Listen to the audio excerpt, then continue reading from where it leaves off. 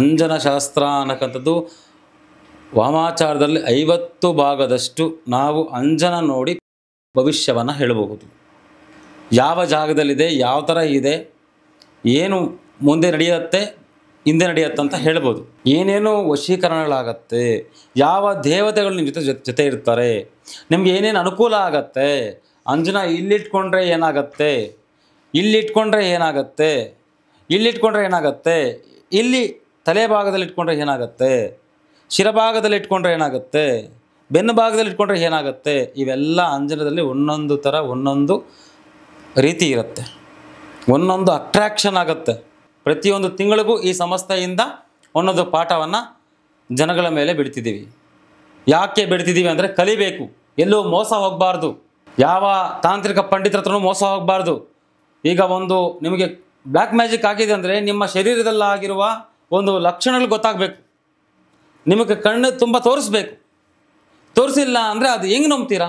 November 15, 16 ಶನಿವಾರ ಮತ್ತು ಭಾನುವಾರ ಈ ಅಂಜನವನ್ನು ಯಾವ ರೀತಿ ಮಾಡಬೇಕು, ಯಾವ ರೀತಿ ತಿಳ್ಕೊಳ್ಬೇಕು, ಯಾವ ರೀತಿ ಪರಿಹಾರ ಮಾಡ್ಕೊಳ್ಬೇಕು, ಯಾವ ರೀತಿ ಸಿದ್ಧಿ ಪಡ್ಕೊಳ್ಬೇಕು ಅಂತ ನಾವು ಒಂದು 150 ಜನಕ್ಕೆ ಮಾತ್ರ. ಯಾಕೆ 150 ಜನ ಅಂತ ಹೇಳಿದೆ ಅಂದರೆ ಇದು ಅಷ್ಟು ಮಾತ್ರ ಕಲಿಸೋದಕ್ಕೆ ಅವಕಾಶ.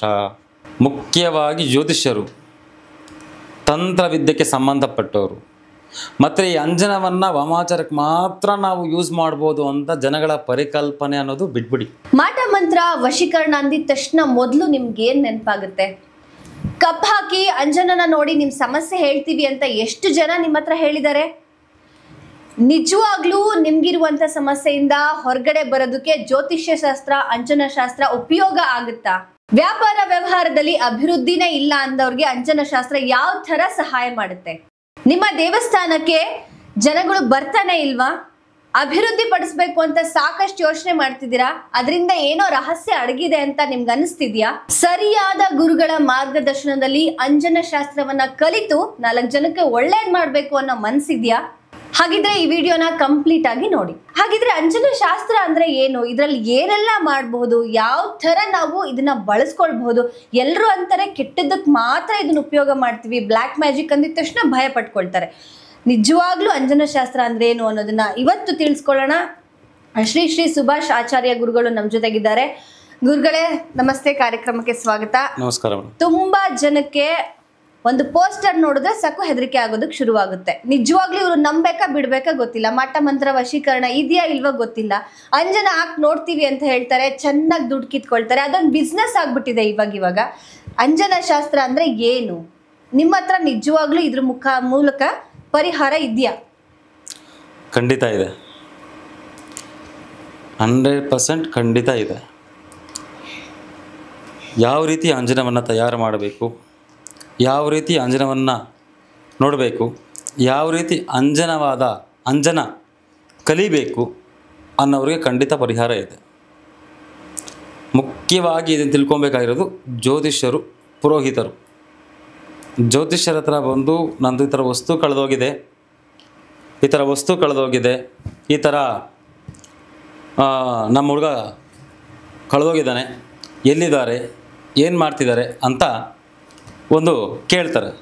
ಆಗ ಈ ಪುರೋಹಿತರು, ಈ ಜ್ಯೋತಿಷ್ಯರು ಆಗಿರ್ಬೋದು, ಈ ತಂತ್ರವಿದ್ಯೆ ಕಲ್ತಿರೋ ಆಗಿರ್ಬೋದು, ಏನೋ ಒಂದು ಹೇಳ್ಬಿಟ್ಟು ಈ ಕಡೆ ಇದ್ದಾರೆ, ಆ ಕಡೆ ಇದ್ದಾರೆ ಅಂತ ಹೇಳಿ ಒಂದು 2,000, 3,000, 5,000 ಇಟ್ಬಿಟ್ಟು ಜನನ ಮೋಸ ಮಾಡ್ಬಿಟ್ಟು ಕಳಿಸ್ಬಿಡ್ತಾರೆ. ಸೊ ಅವ್ರೇನು ಮಾಡ್ತಾರೆ, ಎಲ್ಲ ತಿರುಗ್ತಾರೆ. ಎಲ್ಲೋ ಒಂದಿನ ಹುಡುಗ ಬರ್ತಾನೆ, ನಮ್ಮ ಹುಡುಗ ನನ್ನಿಂದನೇ ಸಿಕ್ಬಿಟ್ಟ, ಈ ಥರ ಎಲ್ಲ ಹೇಳಿ ಜನಗಳನ್ನ ಭಯಭೀತಿಯಾಗಿ ಬೀಳಿಸ್ಬಿಟ್ಟು ಈ ಥರ ಮಡಕಿದ್ದಾರೆ. ನಿಜವಾದ ಅಂಜನ ಅಂದರೆ ಏನು, ನಿಜವಾಗ್ಲೂ ಈ ವಾಮಾಚಾರ ಪ್ರಯೋಗ ಅನ್ನಕ್ಕಂಥದ್ದು ಇವೆಲ್ಲ ಇದೆಯಾ ಅನ್ನೋದು ಜನಗಳಿಗೆ ಮೂಢನಂಬಿಕೆ ಬಂದ್ಬಿಟ್ಟಿದೆ. ಖಂಡಿತವಾಗಲೂ ಇದೆ. ಯಾವ ರೀತಿ ನಾವು ಪ್ರಯೋಗವನ್ನು ಮಾಡಬೇಕು, ಯಾವ ರೀತಿ ನಾವು ಪ್ರಯೋಗಗಳನ್ನು ಆಧೀನಕ್ಕೆ ತರಬೇಕು, ಅರ್ಧಂಬರ್ಧ ವಿದ್ಯೆಯನ್ನು ಕಲಿತು ಜನಗಳ ಮೇಲೆ ಪ್ರಯೋಗ ಮಾಡಬೇಡಿ. ನಾನು ಅಂಜನ ಶಾಸ್ತ್ರ ಅನ್ನಕ್ಕಂಥದ್ದು ವಾಮಾಚಾರದಲ್ಲಿ 50 ಭಾಗದಷ್ಟು ನಾವು ಅಂಜನ ನೋಡಿ ಭವಿಷ್ಯವನ್ನು ಹೇಳಬಹುದು. ಯಾವ ಜಾಗದಲ್ಲಿದೆ, ಯಾವ ಥರ ಇದೆ, ಏನು ಮುಂದೆ ನಡೆಯುತ್ತೆ, ಹಿಂದೆ ನಡೆಯುತ್ತೆ ಅಂತ ಹೇಳ್ಬೋದು. ಸೊ ಇದಕ್ಕೆ ನಿಯಮ ನಿಷ್ಠೆಗಳು ತುಂಬ ಇರುತ್ತೆ. ನೀವು ಹೇಳಿದ್ರಿ ಅರ್ಧಂಬರ್ಧ ಅಂತೂ ಕೇಳಿ ಹೇಳ್ಬೇಡ್ರಿ ಅಂತ ಹೇಳಿ. ನೀವಂತೂ ತುಂಬಾ ಸಣ್ಣ ವಯಸ್ಸಿಗೆ 11ನೇ ವಯಸ್ಸಿನಲ್ಲಿಂದಲೇ ಕಲ್ತ್ಕೊಂಡು ಬಂದ್ರಿ. ಎಷ್ಟೋ ಜನಕ್ಕೆ ಹೇಳ್ಕೊಡೋರು ಸಿಕ್ಕಿಲ್ದೇ ಇರ್ಬೋದು, ಅಥವಾ ಇವ್ರು ಅರ್ಧಂಬರ್ಧ ತಿಳ್ಕೊಂಡು ಅದನ್ನೇ ನಾನು ಪೂರ್ತಿ ಮಾಡಬಲ್ಲೆ ಅಂತ ಓವರ್ ಕಾನ್ಫಿಡೆನ್ಸ್ ಅಲ್ಲಿ ಇರ್ಬೋದು. ಇಂಥವ್ರಿಗೆ ಏನ್ ಮಾಡ್ತೀರಾ? ನಿಜವಾಗ್ಲೂ ಇದನ್ನ ಹೇಳ್ಕೊಡೋರು ಇದಾರಾ? ಒಳ್ಳೆ ಪ್ರಶ್ನೆ ಕೇಳಿದ್ರಿ. ಖಂಡಿತ ಈ ಸಮಸ್ಯೆಗೆ, ಈ ಥರ ಬಗೆಹಗೆ, ಈ ಥರ ಒಂದು ವಿದ್ಯೆಗೆ ಯಾರೂ ಹೇಳ್ಕೊಡಲ್ಲ, ಭಯ ಬೀಳ್ತಾರೆ. ಯಾಕೆ ಅಂದರೆ ಇವನು ಉದ್ಧಾರ ಆಗ್ಬಿಡ್ತಾನೆ, ಇವನು ಮೇಲೆ ಬಂದ್ಬಿಡ್ತಾನೆ, ನನ್ನ ತುಳಿದು ಬಿಡ್ತಾನೆ. ಕಾಂಪಿಟೇಷನ್ ಜಾಸ್ತಿ ಇದೆ ಇದರಲ್ಲಿ. ಆ ಕಲ್ತಿರೋರು ಕೂಡ ಅರ್ಧಂಬರ್ಧ ಕಲ್ತಿರ್ತಾರೆ, ಅವರು ಕೂಡ ಅರ್ಧಂಬರ್ಧ ಕಲ್ತಿರ್ತಾರೆ. ಯಾಕಂದರೆ ಇವನ ಹತ್ರ ಇರೋ ಒಂದು ವಿಚಾರ ಗೊತ್ತಾಗ್ಬಿಡುತ್ತೆ ಅಲ್ವಾ. ಸೊ ಅದಕ್ಕೆ ನಾನು ಹೇಳಿದ್ದೀವಿ, ಈ ಥರ ಒಂದು ನಮ್ಮ ಒಂದು ಸಮಾಜದಲ್ಲಿ ಈ ಥರ ನಡೀತಾ ಇದೆ ಅಂತಲೇ ಶ್ರೀ ಬಲಮುರಿ ಕಾಳಿಕಾದೇವಿ ಟ್ರಸ್ಟ್ ವತಿಯಿಂದನೇ ನನ್ನ ಆಯ್ಕೆ ಮಾಡಿದ್ರು. ಅವರು ಸುಮಾರು ಕಡೆ ಹುಡುಕಿ ನನ್ನ ಆಯ್ಕೆ ಮಾಡಿದ್ರು. ನೀವು ಬಂದು ನಮ್ಮ ಟ್ರಸ್ಟಲ್ಲಿ ಕೂತ್ಕೊಂಡು ಈ ಥರ ಪಾಠವನ್ನು ಹೇಳ್ಕೊಡಿ ಅಂತ. ನಾನು ಮೊದಲಿಗೆ ಒಪ್ಪಲ್ಲ, ನಾನು ಮಾಡೋದಿಲ್ಲ ಅಂತ ಹೇಳಿದೆ. ಆಗ ಇಲ್ಲ, ಬಲವಂತ ಮಾಡಿಸಿ ನನಗೆ ಈ ಪಾಠವನ್ನು ಕಲಿಸ್ತಾ ಇದ್ದೀನಿ. ಎಷ್ಟು ಹಿಂದಿನ ಒಂದು 3 ತಿಂಗಳಿಂದ ಒಂದು 4-5 ಪಾಠಗಳನ್ನು ಕಲಿಸಿದ್ದೀವಿ. ಪ್ರತಿಯೊಂದು ತಿಂಗಳಿಗೂ ಈ ಸಂಸ್ಥೆಯಿಂದ ಒಂದೊಂದು ಪಾಠವನ್ನು ಜನಗಳ ಮೇಲೆ ಬಿಡ್ತಿದ್ದೀವಿ. ಯಾಕೆ ಬಿಡ್ತಿದ್ದೀವಿ ಅಂದರೆ ಕಲಿಬೇಕು, ಎಲ್ಲೂ ಮೋಸ ಹೋಗಬಾರ್ದು, ಯಾವ ತಾಂತ್ರಿಕ ಪಂಡಿತರ ಹತ್ರನೂ ಮೋಸ ಹೋಗಬಾರ್ದು. ಈಗ ಒಂದು ನಿಮಗೆ ಬ್ಲ್ಯಾಕ್ ಮ್ಯಾಜಿಕ್ ಆಗಿದೆ ಅಂದರೆ ನಿಮ್ಮ ಶರೀರದಲ್ಲಾಗಿರುವ ಒಂದು ಲಕ್ಷಣಗಳು ಗೊತ್ತಾಗಬೇಕು, ನಿಮಗೆ ಕಣ್ಣು ತುಂಬ ತೋರಿಸ್ಬೇಕು. ತೋರಿಸಿಲ್ಲ ಅಂದರೆ ಅದು ಹೆಂಗೆ ನಂಬ್ತೀರಾ? ಯಾವ ಥರ ನಂಬ್ತೀರಾ? ಅದು ನಿಮಗೆ ಗೊತ್ತಾಗಬೇಕು. ಆ ಗೊತ್ತಾದಾಗ ನಿಮ್ಮ ಕೈಯಲ್ಲಿ ಅವ್ರು ಏನು ಕೊಡ್ತಾರೆ, ಯಾವ ರೀತಿ ಅನಿಸುತ್ತೆ. ಈಗ ಬಂದ ತ್ರಿಶೂಲ ಇಟ್ಕೊಂಡ ನನಗಿಲ್ಲಿ ಉರಿ ಎತ್ಬಿಡ್ತು, ನನಗೆ ಬ್ಲ್ಯಾಕ್ ಮ್ಯಾಜಿಕ್ ಆಗೋಗಿದೆ. ಆ ಉರಿ ಎತ್ಕೊಂಡು ಖಾರದ ಪುಡಿ ಹಾಕಿದರೆ ಏನು ಮಾಡ್ತೀರಾ? ಇನ್ನೊಂದು ಕೆಮಿಕಲ್ ಹಾಕಿದರೆ ಏನು ಮಾಡ್ತೀರಾ? ಕೈಗೆ ಉರಿ ಎತ್ಕೊಂಡಲ್ವಾ? ನಿಮ್ಮ ಕೈಯಿಂದ ವಸ್ತು ತೊಗೊಂಬರಬೇಕು, ಅದನ್ನು ಬೀಜಾಕ್ಷರದಿಂದ ಮಂತ್ರಿಸಬೇಕು, ಅವ್ರ ಕೈ ಕೊಡಬೇಕು. ಆಗ ಅವ್ರ ಬಾಡಿಯಲ್ಲಿ ಒಂದು ವೇರಿಯೇಷನ್ ಆಗುತ್ತೆ. ಆಗ ಗೊತ್ತಾಗತ್ತೆ ಅವರಿಗೆ ಕಂಪ್ಲೀಟ್ ಬ್ಲ್ಯಾಕ್ ಮ್ಯಾಜಿಕ್ ಹಾಕಿದೆಯಾ ಇಲ್ವಾ, ಇಲ್ಲ ವಾಮಾಚಾರ ಆಗಿದೆಯಾ ಇಲ್ವಾ ಅಂತ. ಹೇಗೆ ಕಂಡುಹಿಡಿತೀರಾ ಇದನ್ನು ಅಂಜನ ವಿದ್ಯೆಯಿಂದ? ಖಂಡಿತ 100% ಕಂಡುಹಿಡಿಬೋದು. ಯಾವ ರೀತಿ ಅಂದರೆ ಅದಕ್ಕೊಂದು ಸಿದ್ಧಿ ಮಂತ್ರಗಳಿರುತ್ತೆ, ಬೀಜಾಕ್ಷರಗಳಿರುತ್ತೆ, ಅದು ಇಷ್ಟು ದಿನ ಕಾಲಾವಕಾಶ ಅಂತಿರುತ್ತೆ. ಅದನ್ನು ನಾವೇ ಸತತ ಹೇಳಿಕೊಡ್ತೀವಿ. ಅವರಿಗೆ ನಾವೇ ಪದಾರ್ಥಗಳನ್ನು ಕೊಡ್ತೀವಿ. ಈ ಸಂಸ್ಥೆಯಿಂದನೇ ಪದಾರ್ಥಗಳು ಬರುತ್ತೆ.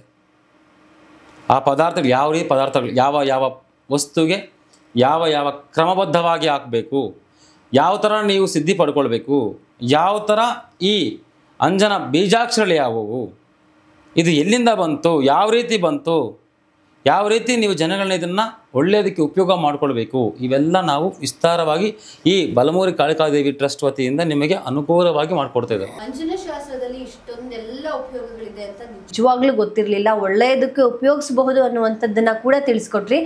ಯಾರು ಬಂದು ಕಲಿಬಹುದು ಇದನ್ನು? ಇದರಲ್ಲಿ ಯಾರು ಬೇಕಾದರೂ ಕಲಿಬೋದು. ಮುಖ್ಯವಾಗಿ ಜ್ಯೋತಿಷ್ಯರು,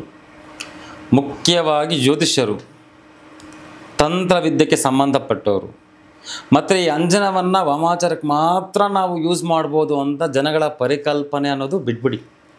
ಮನೆಯಲ್ಲಿ ಅಂಜನ ಇಟ್ಟುಕೊಂಡಿದ್ರೆ ಎಷ್ಟು ಒಳ್ಳೆಯದಾಗತ್ತೆ, ಏನೇನು ವಶೀಕರಣಗಳಾಗತ್ತೆ, ಯಾವ ದೇವತೆಗಳು ನಿಮ್ಮ ಜೊತೆ ಇರ್ತಾರೆ, ನಿಮ್ಗೆ ಏನೇನು ಅನುಕೂಲ ಆಗತ್ತೆ, ಅಂಜನ ಇಲ್ಲಿಟ್ಕೊಂಡ್ರೆ ಏನಾಗತ್ತೆ, ಇಲ್ಲಿಟ್ಕೊಂಡ್ರೆ ಏನಾಗತ್ತೆ, ಇಲ್ಲಿಟ್ಕೊಂಡ್ರೆ ಏನಾಗತ್ತೆ, ಇಲ್ಲಿ ತಲೆ ಭಾಗದಲ್ಲಿ ಇಟ್ಕೊಂಡ್ರೆ ಏನಾಗತ್ತೆ, ಶಿರಭಾಗದಲ್ಲಿ ಇಟ್ಕೊಂಡ್ರೆ ಏನಾಗುತ್ತೆ, ಬೆನ್ನು ಭಾಗದಲ್ಲಿ ಇಟ್ಕೊಂಡ್ರೆ ಏನಾಗುತ್ತೆ, ಇವೆಲ್ಲ ಅಂಜನದಲ್ಲಿ ಒಂದೊಂದು ಥರ ಒಂದೊಂದು ರೀತಿ ಇರುತ್ತೆ, ಒಂದೊಂದು ಅಟ್ರ್ಯಾಕ್ಷನ್ ಆಗುತ್ತೆ.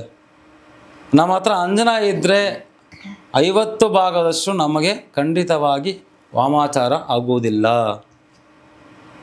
ಅವರು ಎಂಥ ಪರಾಕ್ರಮವಂತ ಆಗಿರಲಿ, ಎಂಥ ಒಂದು ಜ್ಯೋತಿಷ ಪಂಡಿತರಾಗಿರಲಿ, ಅವರು ಎಂಥ ಕಾಶ್ಮೀರ ಪ್ರಯೋಗಗಳು ಮಾಡಿರಲಿ, ಇನ್ನೊಂದು ಮಾಡಿರಲಿ, ಅಂಜನ ಅನ್ನೋದು ನಮ್ಮ ಕೈಯಲ್ಲಿ ಇದ್ದರೆ ಯಾರು ಏನು ಮಾಡ್ಕೊಳಕ್ಕೂ ಆಗಲ್ಲ.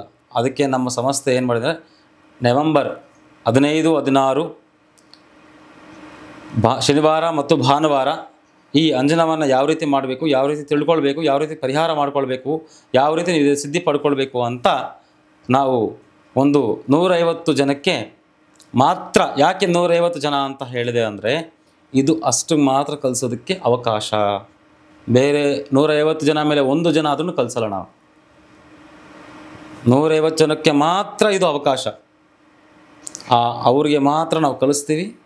ಅವರು ಸಿದ್ಧಿಯನ್ನು ಪಡ್ಕೊಳ್ಬೇಕು. ಮತ್ತು ಇವರು ಅಂಜನಾ ಕಲಿಸ್ಬಿಡ್ತಾರೆ, ನಮ್ಮನ್ನು ಬಿಟ್ಬಿಡ್ತಾರೆ ಅಂತ ಇರುತ್ತೆ. ಇಲ್ಲ, ನಮ್ಮ ಸಂಸ್ಥೆ ಆ ಥರ ಮಾಡೋದಿಲ್ಲ. ಅಂಜನಾ ಪ್ರತಿಯೊಬ್ಬರಿಗೂ ಸಿದ್ಧಿ ಆಗಿದೆಯೋ ಇಲ್ವಾ ಅಂತ ಪ್ರತಿಯೊಬ್ಬರಿಗೂ ಒಂದು ಗ್ರೂಪ್ ಮಾಡಿರ್ತೀವಿ. ಆ ಗ್ರೂಪಲ್ಲಿ ಪ್ರತಿದಿನ ವಿಚಾರಣೆ ಮಾಡ್ತಾ ಇರ್ತೀವಿ. ನಿಮ್ಗೆ ಯಾವ ರೀತಿ ಆಯಿತು, ಯಾವ ರೀತಿ ತಿಳ್ಕೊಂಡ್ರಿ, 2 ದಿನಕ್ಕೋ 3 ದಿನಕ್ಕೋ ವೀಡಿಯೋ ಕಾಲ್ಗೆ ಅಟೆಂಡ್ ಆಗಿ, ನಾನೇ ವೀಡಿಯೋ ಕಾಲ್ಗೆ ಅಟೆಂಡ್ ಆಗಿ ಯಾವ ರೀತಿ ನಿಮ್ಗೆ ಸಿದ್ಧಿ ಆಯಿತು ಅಂತ ತಿಳ್ಕೊಂಡು ಅವ್ರಿಗೆ ಆಗಿಲ್ಲ ಅಂದರೆ ಇನ್ನು ಮುಂದಕ್ಕೆ ಏನು ಮಾಡಬೇಕು ಅಂತ ಮಾಡ್ತೀವಿ. ಯಾರು ಒಬ್ಬನೂ ನಾವು ಬಿಡೋದಿಲ್ಲ. ನಮ್ಮ ಹತ್ರ, ನಮ್ಮ ಸಂಸ್ಥೆ ಹತ್ರ ಒಂದು ಸತಿ ನಾವು ಅಂಜನಕ್ಕೆ ಬಂದಿದ್ದೀವಿ ಅಂತ ಗೊತ್ತಾದ ತಕ್ಷಣ ಅವರು ನಮ್ಮ ಭಾಗಸ್ವಾಮಿಗಳು. ಅವ್ರನ್ನ ಸಂಪೂರ್ಣ ವಿದ್ಯಾವಂತ ಮಾಡೋವರೆಗೂ ನಾವು ಬಿಡೋದಿಲ್ಲ. ಇದು ನಮ್ಮ ಸಂಸ್ಥೆಯ ಒಂದು ಕರ್ತವ್ಯ. ಅಂಜನ ಶಾಸ್ತ್ರದಲ್ಲಿ ಇಷ್ಟೆಲ್ಲ ವಿಷಯಗಳಿದೆ, ಅದು ಒಳ್ಳೆಯದನ್ನೇ ಮಾಡುತ್ತೆ ಅಂತ ತಿಳಿಸ್ಕೊಟ್ರಿ. ಧನ್ಯವಾದ ಗುರುಜಿ ತಮಗೆ. ವೀಕ್ಷಕರೇ, ನೋಡಿದ್ರಲ್ವಾ ಅಂಜನಾ ವಿದ್ಯೆಯನ್ನ ಯಾವೆಲ್ಲ ರೀತಿಯಾದಂಥ ಸಮಸ್ಯೆಗಳ ಪರಿಹಾರಕ್ಕಾಗಿ ಬಳಸ್ತಾರೆ ಅಂತ ಹೇಳ್ಬಿಟ್ಟು.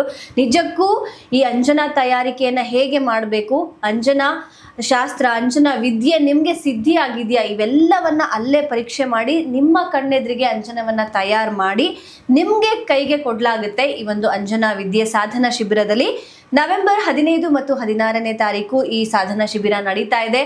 ಯಾರ್ಯಾರಿಗೆಲ್ಲ ಈ ಧರ್ಮ ಉಳಿಸ್ಬೇಕು, ಈ ಎಲ್ಲ ನಮ್ಮ ಪುರಾತನ ಶಾಸ್ತ್ರಗಳನ್ನ ಇನ್ನು ಮುಂದಕ್ಕೆ ನಾವು ಕೊಂಡೊಯ್ಯಬೇಕು ಅನ್ನುವಂಥ ಯೋಜನೆ ಇದೆ, ಖಂಡಿತ ಅವರು ಈ ಒಂದು ಪ್ರಾಯೋಗಿಕ ತರಬೇತಿಯನ್ನ ಅಟೆಂಡ್ ಮಾಡಬಹುದಾಗಿದೆ. ಹೆಚ್ಚಿನ ಮಾಹಿತಿಗಾಗಿ ಸ್ಕ್ರೀನ್ ಮೇಲೆ ನಂಬರ್ ಬರ್ತಾ ಇದೆ, ಕಾಂಟ್ಯಾಕ್ಟ್ ಮಾಡಿ. ಧರ್ಮೋ ರಕ್ಷತಿ ರಕ್ಷತಃ ಅಂತ ನಾವು ಧರ್ಮವನ್ನ ರಕ್ಷಣೆ ಮಾಡೋಣ, ಖಂಡಿತ ನಮ್ಮನ್ನ ಧರ್ಮ ರಕ್ಷಿಸುತ್ತೆ.